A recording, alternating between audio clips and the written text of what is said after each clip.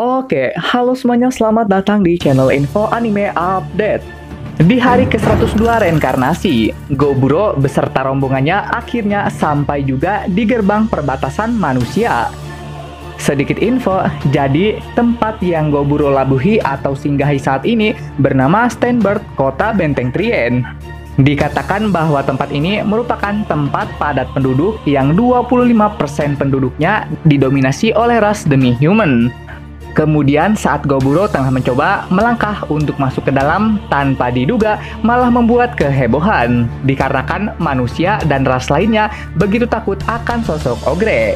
Dan entah bagaimana ceritanya mereka membujuk manusia, tapi pada akhirnya mereka dapat juga masuk ke dalam dan bahkan punya tempat tinggal untuk sementara. Di dalam tempat yang mereka tinggali ini, Goburo melakukan briefing singkat mengenai apakah nantinya Mbak Merah dan yang lain akan tetap tinggal di dunia manusia atau balik lagi untuk tinggal bareng Goburo. Kemudian, Goburo beserta yang lain juga sempat menjual barang-barang mereka di kota manusia. Setelah selesai berkeliling kota, Goburo yang ingin mencari info terkait manusia tanpa diduga bisa berubah wujud menjadi sosoknya sebelum reinkarnasi. Dari sini juga kita akhirnya tahu gitu bahwa nama Goburo sebelumnya adalah Tomokui Kanata. Cuman nih, kalau kita bandingkan Goburo versi manusia dengan Goburo versi Goblin, entah mengapa Goburo versi Goblin itu jauh lebih ganteng dibandingkan versi yang manusianya. Apalagi jika dibandingkan dengan Goburo versi Ogre, terlihat jelas bahwa yang Ogre pun jauh lebih keren. Melihat Goburo bisa henshin dan bahkan jadi manusia, semua orang begitu kaget, hingga di tingkat mereka merasa aneh dan juga merasa heran.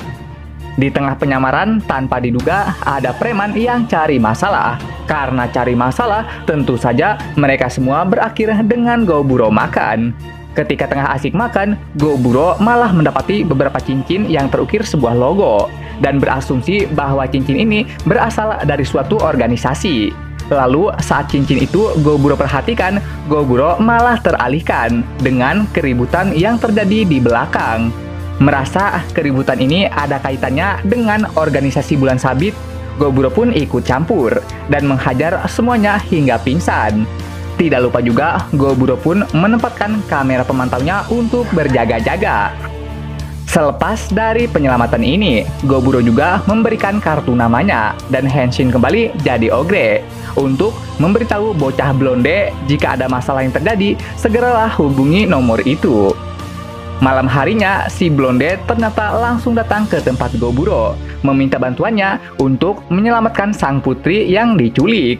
Singkat cerita, Goburo pun akhirnya menerima permintaannya dan membawa kembali sang putri yang diculik. Dia juga membakar tempat kejadian perkara agar masalahnya tidak jadi membesar. Tidak lupa juga, Goburo pun langsung menghapus ingatannya demi keselamatan mereka bersama. Di hari ke-103 reinkarnasi, Mbak Merah dan yang lainnya kemudian memutuskan untuk terus mengikuti Goburo. Karena mereka semua memutuskan untuk ikut bersama, akhirnya Goburo melanjutkan perjalanannya. Begitulah niatnya, tapi tak disangka dia bersama tim malah dihadang oleh sang putri blonde yang sebelumnya ia selamatkan. Bahkan nih putri berniat untuk merekrut Goburo jadi pasukannya. Namun Goburo menolak tawaran itu. Akan tetapi dikarenakan adanya desakan dari para waifu, Goburo pun mau tidak mau harus menerima permintaannya.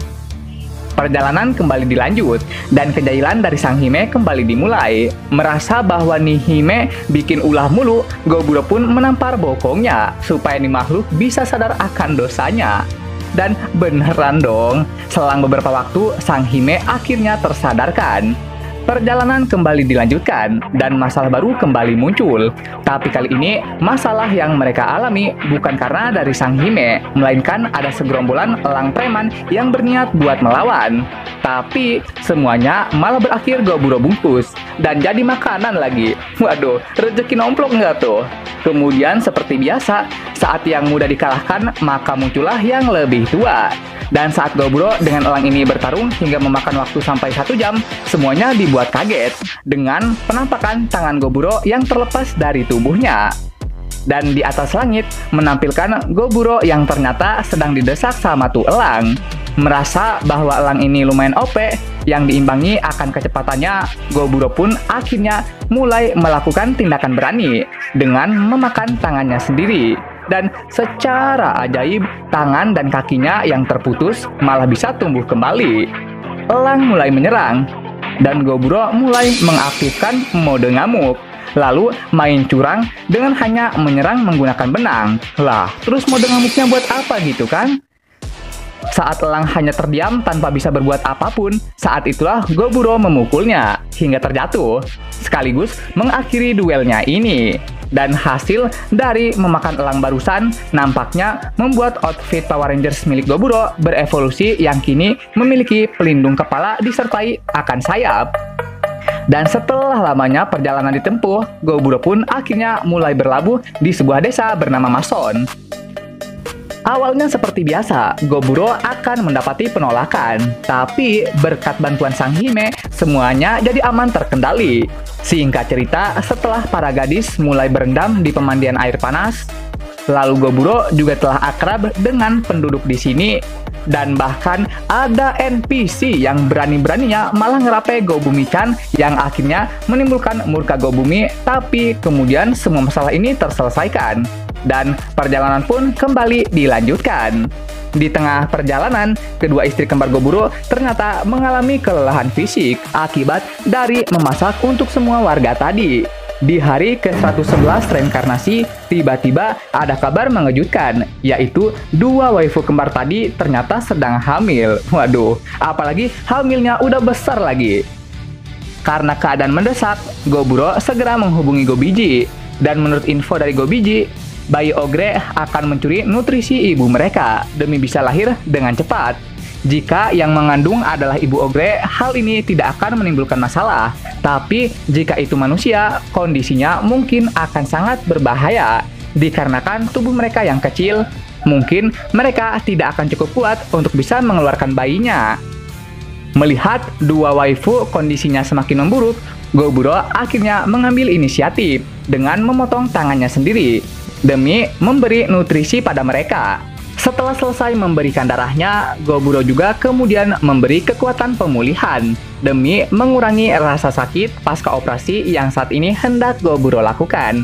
Dan di hari ke-111 Goburo reinkarnasi, akhirnya dia pun telah resmi menjadi seorang ayah.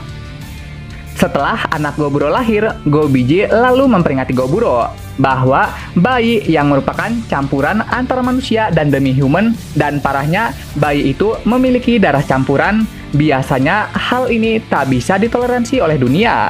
Penyebab atau masalahnya terletak dari mereka yang bisa menggunakan kekuatan antara manusia dan monster, sehingga menjadikannya ancaman tersembunyi begitu mereka telah dewasa. Dan fakta lainnya, ternyata kedua anak Goburo ini terlahir dengan membawa semacam emblem khusus. Waduh, udah OP dari lahir ini mah.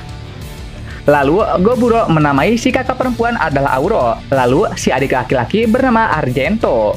Setidaknya nama ini lebih baik daripada yang diberikan si kakek legend. Begitulah menurut Goburo. Wah, jujur sih lumayan terkejut gitu. Soalnya yang hamil duluan bukan Mbak Merah atau Gobumi. Padahal status mereka adalah istri sahnya. Tapi yang hamil duluan malah selirnya. Gimana ini? Di hari ke-112 reinkarnasi, karena turun salju, Goburo pun memulai solo hunting. Lalu bertemu dengan rusa yang nampaknya luar biasa. Saat Goburo mencoba untuk melawan, rusa itu malah berlari ketika dia selesai melepaskan tanduknya. Dan saat Goburo hendak memakan tanduknya itu, Goburo keinget anak. Wah, udah nggak bisa langsung ngegas nih pas punya anak. Lalu di tengah hunting berlangsung, Goburo mendapati sebuah party yang tengah bertarung dengan sebuah pasukan Godman. Tapi dikarenakan pasukan Godman lebih unggul, jadinya Goburo pun membantu mereka menggunakan sniper rifle yang akurasinya mampu membuat Godman ini, baik kepala dan anggota tubuh lainnya, Goburo bagi jadi dua. Setelah berhasil mengalahkan pemimpin Godman, Goburo yang hendak mengambil dagingnya itu sempat membuat kepanikan pada party manusia. Tapi situasinya perlahan mereda setelah Goburo menggunakan teknik so akrab. Dan untuk lebih meyakinkan, Goburo juga menukar dengan potion, lalu mengatakan bahwa dia datang ke sini atas perintah bosnya. Setelah Goburo pergi, sang pemimpin party menganalisa bahwa jika saat itu mereka bertarung, besar dugaan akan menimbulkan banyak korban di pihaknya. Setelah pulang dari solo hunting, anak-anak Goburo kini telah besar, bisa bicara dan bahkan bisa berjalan lagi. Sampai-sampai hal ini membuat Goburo terharu dibuatnya. Lalu Goburo juga mulai menghaluskan tulang tanduk rusa untuk dia beri makan pada anaknya. Dan hasil dari memakan tulang itu membuat kedua anak Goburo jadi makin tambah OP. Wah, udah kayak Sri Boruto ini. Tidak lupa juga ada Mbak Merah dan Goburo yang juga ikutan makan, lalu mendapati kemampuan tersembunyi. Yang membuat Goburo tersadar jika saat itu dia melawan sang rusa sudah bisa dipastikan pulang tinggal nama. Dan udah sih gitu aja untuk pembahasan kali ini. Oke, sekian pembahasan kali ini. Dan jangan lupa juga untuk menekan tombol like dan subscribe-nya ya. Biar Mimin ini lebih semangat lagi ketika membuat videonya. Dan agar kalian juga bisa mendapatkan update video terbaru mengenai berbagai pembahasan menarik seputar anime di channel ini. Dan sampai jumpa lagi di video selanjutnya. Dah!